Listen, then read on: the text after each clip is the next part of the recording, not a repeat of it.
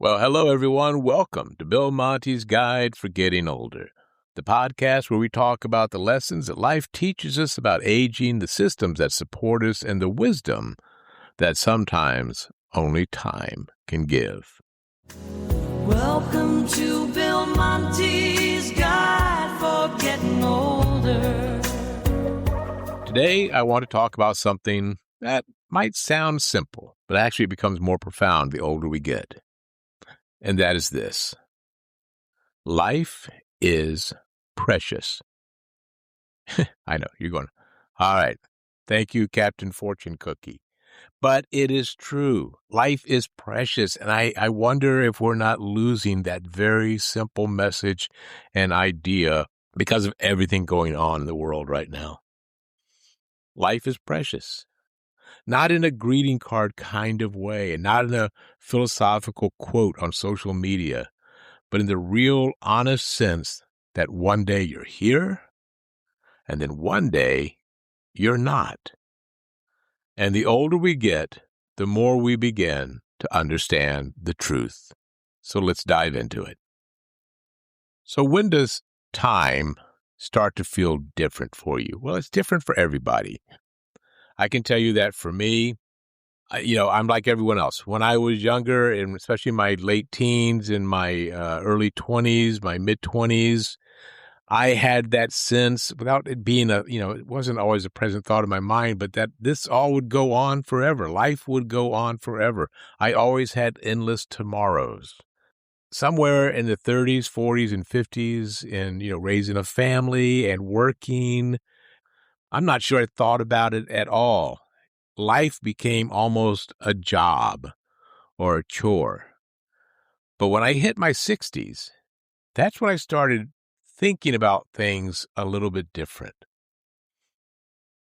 Yeah, back when I was young, I always assumed there would be another summer, another holiday, another visit with my friends, another opportunity, another tomorrow.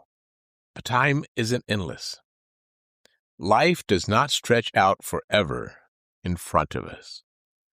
Instead, at some point, and for me it's the last few years especially, you start to look back and think, how did the years move so fast? It was just in the moment of a blink of my eyes, it was gone, all of those times. You remember being a kid, your first job, your first love, your first apartment, the first time you felt like an adult. And suddenly decades have passed. And that realization can be sobering, but can also be incredibly powerful. Once you understand that time is limited, you start to appreciate life a little more deeply. There's a reality of aging. Let's be honest. Getting older is not always easy. I've talked about that so much on this podcast, that your body reminds you of that. Your knees, in my case, my hip and back, hurt a little more getting up in the morning and in the course of the day. You move slower than you used to. You notice that you don't quite have the same energy. Things that used to feel effortless now require a lot of effort. That's just part of the human experience. If we're lucky enough to grow older, our bodies will change. Nothing you can do about it. You can exercise, you can eat right, you can do everything. It still is going to happen to you. Maybe it won't be as drastic for some people as it will for others based on your lifestyle and the changes that you make as you get older. But your bodies are going to change. Sometimes we become more fragile. Sometimes life asks us to slow down. But while some physical abilities fade, other things start to grow stronger. Things like your perspective on life, it grows. Your wisdom about things grows. Your appreciation for life grows. Other people's appreciation for you and what you know diminishes. Kind of a trade-off that you have to put up with. So let's talk about perspective. One of the best things about getting older is perspective, because when you're younger, life feels less urgent, right? Everything feels like maybe it has to happen right now. You worry about what people think. You try to keep everyone happy. You compromise your own peace just to avoid conflict. You'll do anything to keep that job, to make that dollar. But something changes over time because you begin to realize you don't actually have to do that. You don't have to say yes to everything. You don't have to carry everyone else's expectations of you. You don't have to be disappointed or upset because they're disappointed in you because you didn't live up to their expectations. I have enough problems living up to my own expectations. So everyone else, get off of my back. And that's one of the things that age lets me say. Because 10 years ago, 15 years ago, I did not have that perspective about people and about life. And I do now. You don't like me? I didn't live up to what you thought I should do, or you had this vision of me that wasn't actually true because that's what you wanted it to be. Not to be rude, I don't care. I don't care. I'll do the best I can. I try to be a nice person. I try to do everything I can to make the world a better place. But I no longer am going to bend over backwards just to make your life a little more comfortable. You don't have to sacrifice your own peace to keep someone else comfortable. That's one of the quiet freedoms that comes with age. You understand that your time and your energy are precious, and you begin to protect them. Another thing that changes as we age, the beauty of simple moments. It's the way we notice the world. Things that once seemed ordinary suddenly become extraordinary. A sunrise, a sunset, a full moon in a dark sky. The way the sky turns orange and pink over the water. When you're younger, maybe you rush past these moments. I maybe because, especially in my late teens, early 20s, I was so involved in water sports, scuba diving especially. I would spend so much time on the water down in the Florida Keys. Maybe I had a little more appreciation for those because I've always appreciated a really beautiful sunrise or sunset or a beautiful blue sky. Still today, I see a beautiful blue sky and I just stop and stare and think, wow, how glorious is that? But if you don't have those moments from when you were younger, later in life, you will stop. You will notice. You will take it in. The laughter of a child can stop you in your tracks. The warmth of a quiet afternoon can feel like a gift from God. You start to realize that life isn't made up of giant milestones. It's made up of small, beautiful moments, moments we often rush through when we were younger. Moments we now understand are the true treasures of living. One of the funny things about life is that many of its greatest lessons arrive much later than we expected. We learned that worrying rarely changes anything. Oh, this is like just one of the biggest things I've learned. What am I worried about? There are people, and I used to be one of them, people that worry about things that already happened, that happened yesterday. What is the point? Yesterday's gone. You worry about what's going to happen tomorrow or a week from now or in the future. There's almost nothing you can do to control that. You can make plans, you can do the very best you can, but there's nothing you can do to control it. The only thing you can control or that you maybe worry about is right now. However, worrying rarely changes anything. We learn that time with people we love is more valuable than almost anything else in this world. We learn that happiness isn't something we chase. It's something we notice. And maybe the biggest lesson of all is that life is not about perfection. It's about presence. It's about being here, being aware, being grateful for the moment that you are in.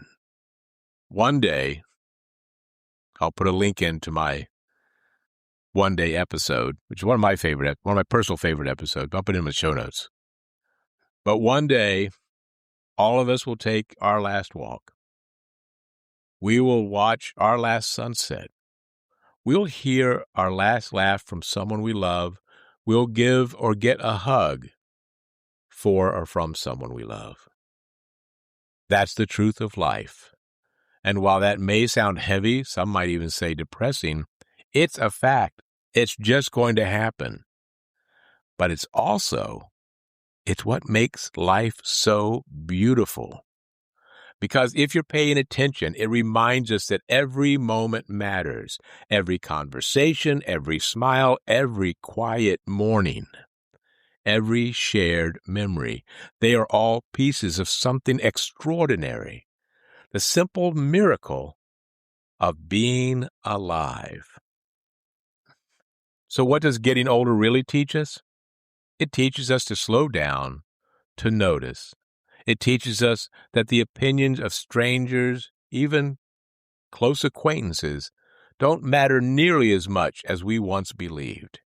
It teaches us that kindness matters, even today. Patience matters. Connection matters. And maybe most importantly, it teaches us that the present moment is the only moment that we truly have. Yesterday is a memory. Tomorrow is a mystery. But today, this moment is real. And that, my friends, is something worth appreciating. Life is an incredible journey. So, my friends, when did you discover the truths about life? Have you discovered them yet? What are some that you would like to share? I'd love to hear from you. Please do me a favor. You can go down into the show notes to the link for the speak pipe. It says you can leave a message. That's a free 90-second tool that will allow you to talk to me and tell me your experiences. Or you can write me at billmonty04@gmail.com. I look forward to hearing from you. Up next, our new segment, Get Off of My Lawn. We'll be right back. Hey, welcome to Dad Space. This is a podcast for dads by dads. And if you're a dad, if you know a dad, then we have a space for you. It's called Dad Space. You can find us at dadspace.ca. That's all things dad. This is a podcast designed to help you, as a dad, give you the tools, the connections, and the community to be a better dad. So, if you're a new dad, congratulations. And if you've been a dad like me for a long time, there's room for you at Dad Space. Come join us on Dad Space, the podcast. My name is Dave. I'm excited to have you join us over at dadspace.ca. Thanks for listening.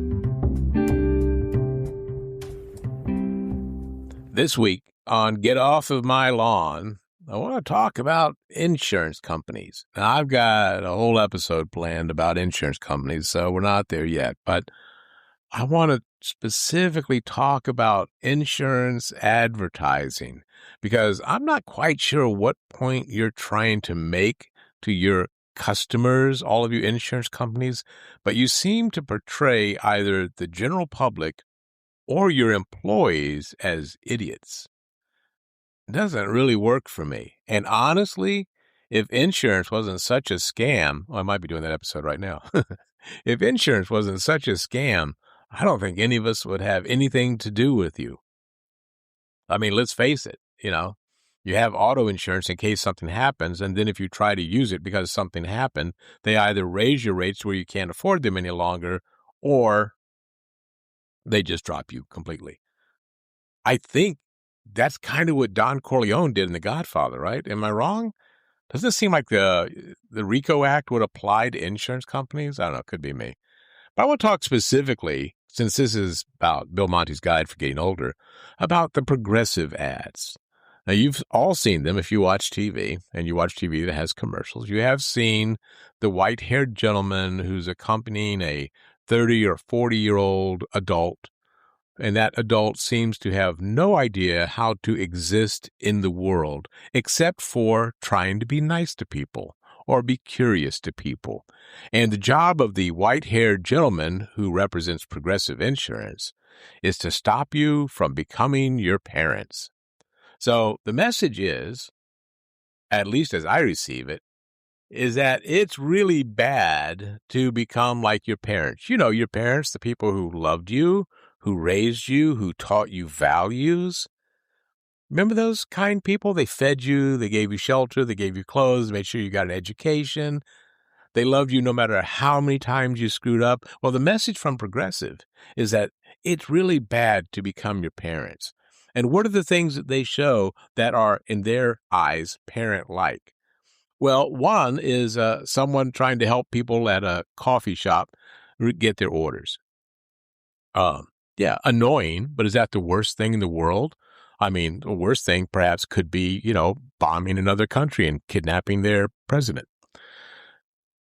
Another commercial shows a woman talking to her neighbors in a restaurant. Now, I actually find that annoying, and I wish people wouldn't do it. It's not the worst thing in the world.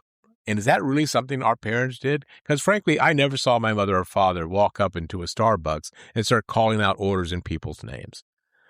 If they did talk to someone at another table in a restaurant, generally it's because the person at that table asked the question, I see you got the chicken parm. Did you enjoy it? I'm thinking of getting that myself.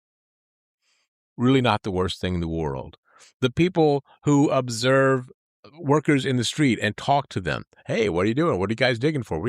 A little curiosity about what's going on in your neighborhood. That's bad. I just don't understand what's so bad about being our parents. And I don't understand the whole marketing structure and ideas that said, hey, in order to sell insurance, we should insult an entire generation, 2 entire generations, the parents and apparently their stupid kids. Maybe it's just me. I don't get it. I think it's a really strange marketing plan. And maybe it's because everything I knew about marketing until I actually started working as a marketer came from the show Bewitched. Darren Stevens was a marketing person. His boss, Larry Tate, was always mad at him, and they were always having to do these wild presentations that either Endora would mess up or Samantha would save. And that's everything I knew about marketing. I never watched Mad Men, so I can't take anything from that. Progressive is also the same company that has Flo and now all of Flo's friends who work at Progressive, and most of them are about as smart as a walnut, apparently. Look, I'm not the one writing the dialogue. I'm not the one showing them to be this stupid, but it does not give me, as a potential customer, any great boost of confidence to see this company portray their employees as morons. I don't get it. And I don't get why I have to have insurance to begin with, because apparently the only insurance that ever really is going to matter is the life insurance, because if they cancel you once you use that, it doesn't really matter because you're not around anymore. You actually canceled them. Anyway, that's my thoughts. What do you think about it? Do you get annoyed by insurance commercials, and especially the Progressive ones? Because they absolutely drive me nuts. And don't get me started on why an insurance company needs a lizard to sell you insurance. All right. Next, update on the political situation in our country, that country being America. I know I have listeners all over the world, so I hate to just keep it centralized, but apparently our problems here in America have now become your problems, especially if you live in the Middle East or if you live in South America. Because if you're in South America and you're out on a boating trip and for some reason the administration thinks you might have drugs, they'll just bomb you. No warning.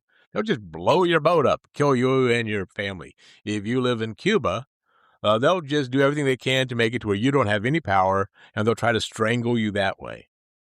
Our fascination in this country with Cuba has always amazed me. A little island 90 miles off the coast of Key West, except for the Bay of Pigs and the whole Russia trying to arm them with the missiles back in 1962. What have they ever done that's got everyone so upset? They're communists? Well, so are the Chinese. We don't have any problem working with them. But now, our beloved president, Don Snorleone, Donnie Dollhands, the president, CEO, the head of the Donald Trump Board of Peace, even though there was no threat that anyone in the world seemed to know of, except perhaps Israel, from Iran, decided that the best way to keep peace in the world is to make war. And so, without warning, we just started bombing Iran. Now, look, I've been around long enough. I remember, the hostage situation from 1979. I remember that. I'm no big lover of Iran. I don't have anything personally against them either. I don't know if I've ever known anyone from Iran, but if I have, most people I've known are nice, so I guess I don't have a problem with them. If they're trying to blow up the world or destroy the world, yes, I'm glad that we stepped in. But that doesn't seem like the situation here. It seems like we just took a little prodding from Israel. And I don't know what's happened to Israel. I love Israel. I don't know what's happened with them either. Suddenly they're just mad at the world. And we just decided to destroy a country, which we haven't done. And apparently the Trump administration is really surprised that Iran can fight back. Bombs are flying everywhere. And their neighbors must really be surprised. The people in Dubai must be going, what? The missile just hit our hotel over there, our beautiful hotel. We don't have a dog in this fight. What's going on here? 150 children in school were killed by a missile fired by Israel on the first day of bombing. And that's a real problem. And we need to get mad and we need to get upset. Mostly, we just need not to make light of a horrible situation. But things are getting worse every single day, friends. It's not getting better. And I'm getting tired of it. So just like our neighbors used to yell at me when I was a little kid, I yell to Donald Trump and the Trump administration, get off of my lawn. Until next time, my friends, I remind you, if possible, and it's getting harder these days, be safe, and please do what you can to be kind. If it's warm outside but you're feeling colder, not sure what to do without a friendly shoulder, you're not alone, so start feeling bolder. Welcome to Bill Monty's Guide for Getting Older. Hi, this is Bill Monty, inviting you to take a talk down memory lane on the podcast Tales from South Florida, where we dive into the people, places, and events that make our corner of the Sunshine State unlike any place, anywhere. So sit back, grab your headsets, get a slice of key lime pie, and come along for the ride. Full episodes, music, videos, and more are available at talesfromsouthflorida.com. Tales from South Florida, where the stories meet the sea.